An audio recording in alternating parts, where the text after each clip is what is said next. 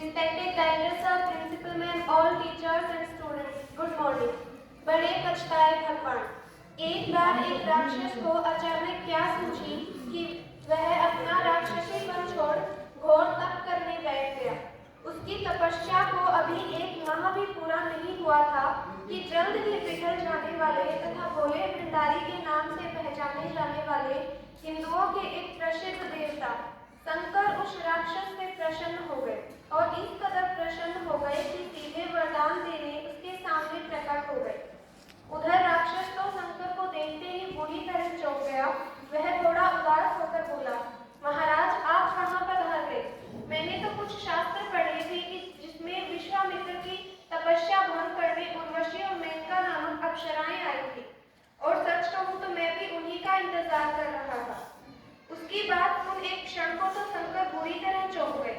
यह भी अपने किस्म का उनको पहला ही अनुभव था, परंतु तुरंत संभलकर अपनी करुणा बरसाते हुए बोले, छोड़ो बस, यह सब तो माया है। मैं तुम्हारे सामने साक्षात खड़ा हूँ।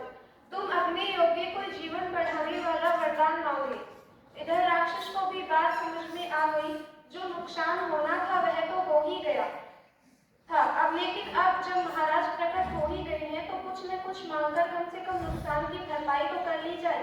कुछ सोच विचार कर उसने शंकर के सामने एक ऐसा कड़ा मांगा जो किसी के सर पे रखते ही उसे भस्म कर दे। राक्षस की मांग सुन शंकर एक बार तो चौंक गए। सोचने लगे ये तो राक्षसों वाली मांग करने ही लग गए। इतनी तपस्या के बाद भी इसका राक्षसीपन नहीं गया। वरदान मांगा भी तो भी मारकाट व हिंसा वाला ही होगा। अब क्या किया जा सकता है? सो चुपचाप वरदान स्वरूप एक कड़ा राक्षस के हाथ में थमा दिया। इधर राक्षस भी राक्षस था। उसने कड़ा हाथ में थामते हुए शंकर से सीधा सवाल किया, यह कड़ा अपना काम करेगा, इसकी क्या गारंटी? शंकर तो ऐसा अभद्र सवाल सुनते ही फिर चौंक गए। हालांकि तुरंत उसकी नादानी पर उन्हें हंसी भी आ गई। वे हंसते हुए ही बोले, अरे मैं भगवान हूँ और कह रहा हूँ, उससे बड़ी गारंटी क्या हो सकती है? राक्षस बोला, वह तो ठीक है, पर आप जाना नहीं। जरा कोई इधर आए तो पहले इस कड़े को उस पर आजमा के देख लो, ताकि कोई भूल चूक रह गई हो तो हाथों हाथ रिपेयर हो जाए। शंकर के पास ऑप्शन ही क्या था, वहीं रुक गए। खैर उधर जब काफी देर हो गई और कोई वहां से गुजरा नहीं तो राक्षस के सब्र का बांध टूट पड़ा।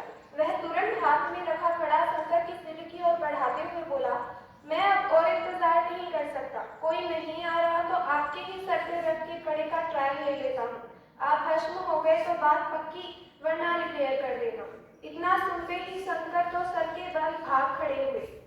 साथ यही मनुष्य का कमाल है। शंकर भी उसके भीतर है और राक्षस भी मनुष्य के भीतर है। जब जब उस पर राक्षसी स्वरूप हावी होता है तब वह कुछ का कुछ कह देता है और कुछ का कुछ कर लेता है। सोचो, मनुष्य का यह राक्षसी स्वरूप जब भगवान के लिए संकट खड़े कर देता है तो हमारी आपकी विशाल क्या। Thank you.